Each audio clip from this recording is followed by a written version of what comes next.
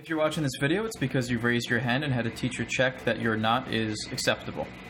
What we're going to do now is we're going to take the top and we're going to overlay it onto the bottom, and we're actually going to stitch all along the edge, pulling the fabric level like this all the way across as we go. The method we're going to use is whip stitching. I'm going to show you that.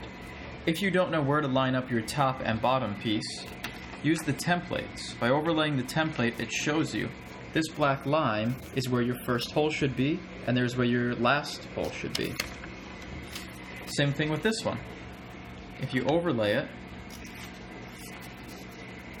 the black line is where your first should be, and then your last should be, so it's going to go all the way around. So I've put mine on, and I'm going to pull it across because I know that mine's going to start right here. So what I'm going to do is start pulling the needle through. At about a centimeter down, it's about the thickness of a pencil's eraser. I'm going to push through, and you want to make sure your fingers aren't in the way because it'll really hurt if you poke.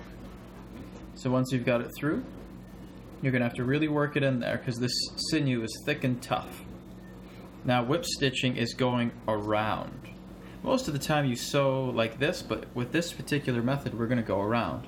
We're doing that because it's perfect for this type of fabric. You go about an inch down, and now the same distance you're going to press through.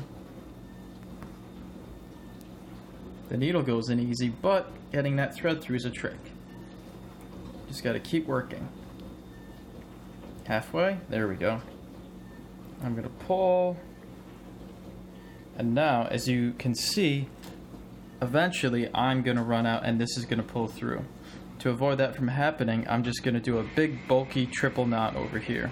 By doing that, it'll have a natural way to stop it from pulling through.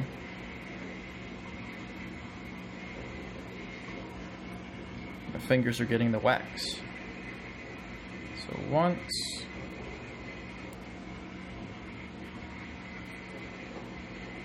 twice. Actually, that's probably going to be thick enough, but better safe than sorry. I don't want to pull it through and have to redo everything. And 3 times. Now, I'm going to keep whip stitching all the way through, and when I get to about the middle, I'm going to resume the video. So I'm going to pause it in just a second, and then you'll be able to see my finished whip stitch all the way to here, because at that point, I'm going to have to start gathering the fabric. So the next thing, like I said, I was going to resume the video and I was going to show you, looks like my knot came undone. I'm going to retie that while I'm talking.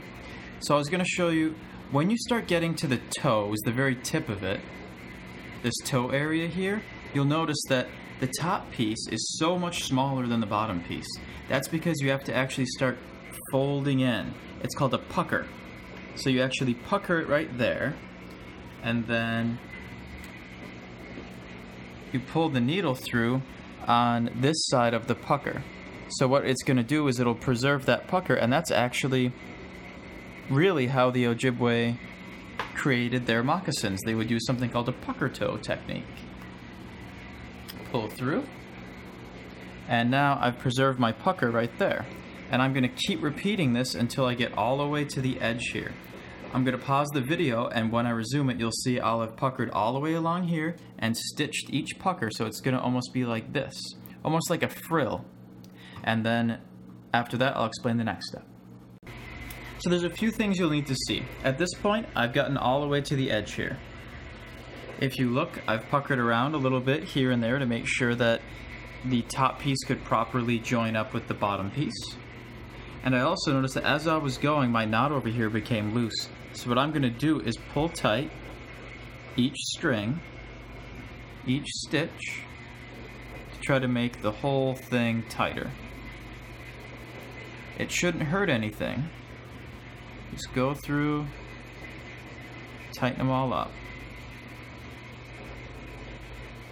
You can also move them if the stitch is on the wrong side of the pucker. Keep going through, pulling them nice and tight. I don't think you'll damage the felt this way.